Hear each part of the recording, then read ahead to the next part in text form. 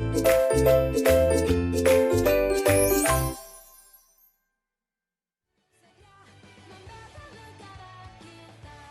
kabar, sahabat Rumah Belajar?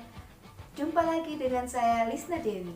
Dengan Rumah Belajar, kita bisa belajar di mana saja, kapan saja, dan dengan siapa saja.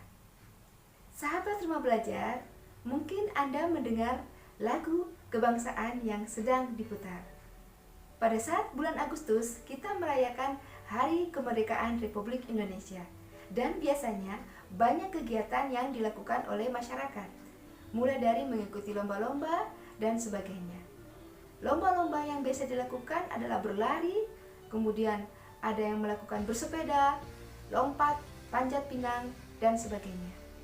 Kegiatan tersebut akan berkaitan dengan materi yang akan kita bahas hari ini.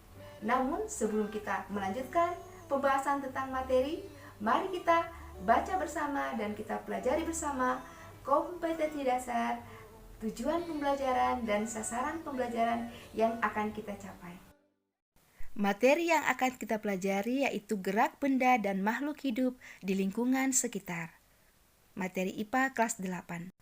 Kompetensi dasar yaitu menganalisis gerak lurus, pengaruh gaya terhadap gerak berdasarkan hukum Newton, dan penerapannya pada gerak benda dan gerak makhluk hidup.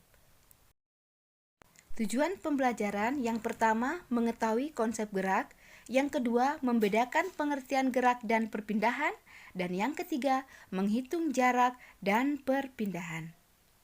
Adapun sasaran pembelajaran yaitu peserta didik diharapkan dapat menganalisis gerak pada benda.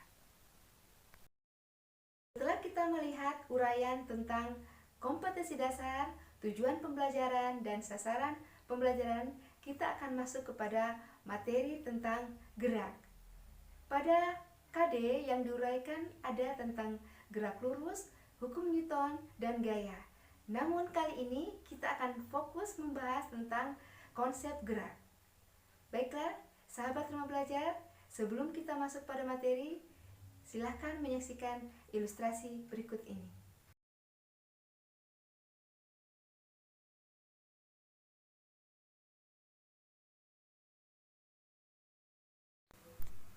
Kita menyaksikan bersama seorang anak berjalan melalui lintasan yang lurus. Kemudian anak tersebut berjalan melalui lintasan yang acak.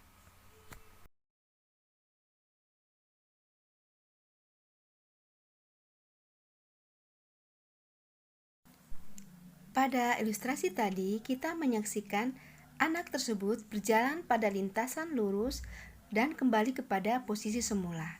Sedangkan pada lintasan yang acak, anak tersebut berada pada posisi yang berbeda. Secara fisika, gerak adalah perubahan posisi atau kedudukan terhadap acuan tertentu. Sedangkan jarak adalah panjang lintasan yang ditempuh.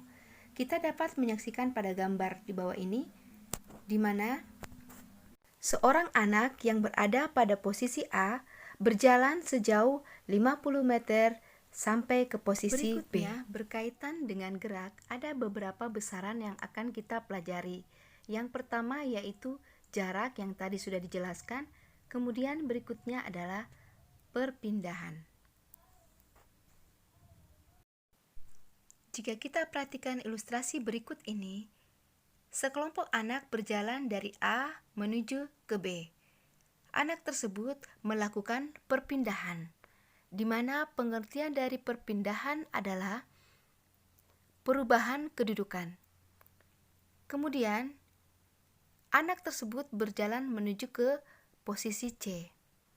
Dapat pula dikatakan bahwa perpindahan merupakan selisih kedudukan akhir dengan kedudukan awal. Berikutnya, kita akan membahas contoh soal.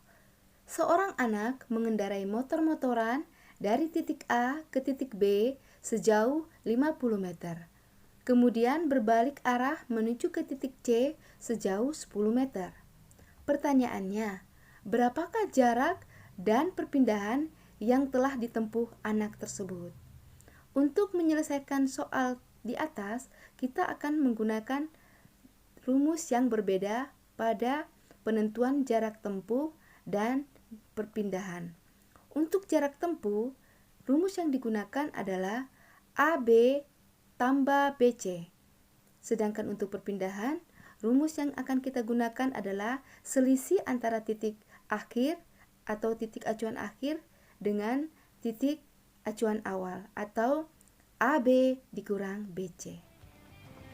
Demikianlah penjelasan materi untuk hari ini. Sampai berjumpa di penjelasan materi berikutnya. Tetap semangat, tetap jaga kesehatan.